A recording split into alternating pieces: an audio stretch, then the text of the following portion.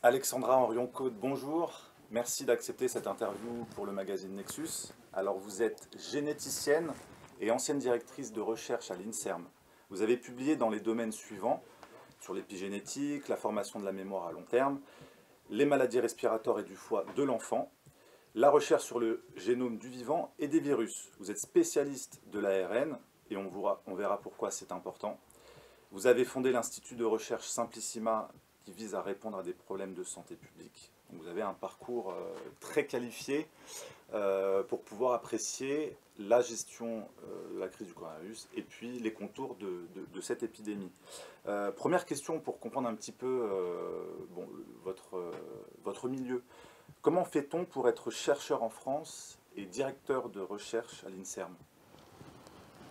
D'accord. Bonjour d'abord et merci de m'accueillir. Je crois que nous avons en commun des problématiques de santé publique et de solutions simples à préconiser. Donc merci, merci pour le travail que vous faites.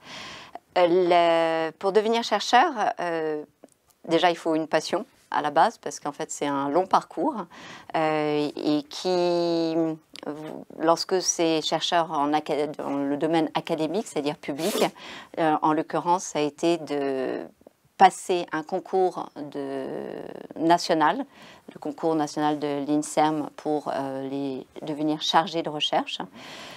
C'est devant des pairs qui sont une vingtaine, donc une vingtaine d'autres chercheurs qui jugent de votre capacité à être chargé de recherche ou non. Après, évidemment, il y a des enquêtes comme pour tout fonctionnaire. Et puis, plus tard dans la carrière, certains chercheurs ont envie d'évoluer pour diriger des recherches. Alors pour cela, ils passent un diplôme universitaire qui s'appelle l'habilitation à diriger des recherches, qui est indispensable pour pouvoir, par exemple, mener à bon port des étudiants en thèse et qu'ils passent leur doctorat. Et puis, une fois qu'on a son habilitation à diriger des recherches, on peut avoir une petite équipe, mais quand les choses s'étoffent davantage, on a en général envie, enfin pas en général, mais certains ont envie de passer le cap du directeur de recherche.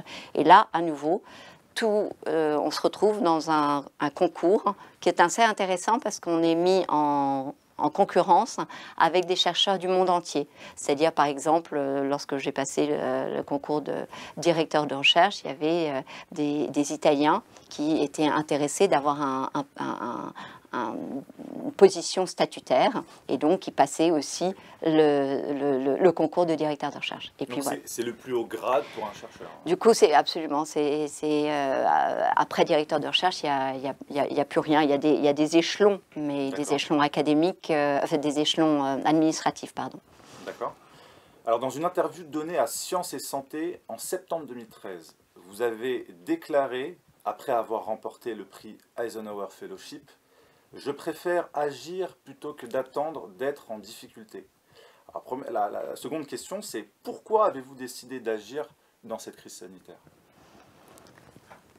Votre question est tout à fait aiguë, parce que compte tenu de toutes les attaques basses et viles que je peux vivre, ça a toute son importance. J'ai préféré agir, et pour moi l'action était dans la transmission des informations que je comprenais et des informations que je ne comprenais pas, parce que il y a un moment où l'action, c'est peut-être de faire des recherches et des découvertes, et puis il y a un moment où quand on est face à une situation inédite comme celle qu'on vit, il me semble que la prise de parole devient fondamentale pour donner un éclairage juste autre. C'est-à-dire, le but n'est pas de dire que moi je détiens la vérité, ma conviction est que nul ne détient la vérité, mais que beaucoup se sont exprimés comme étant les détenteurs de cette vérité.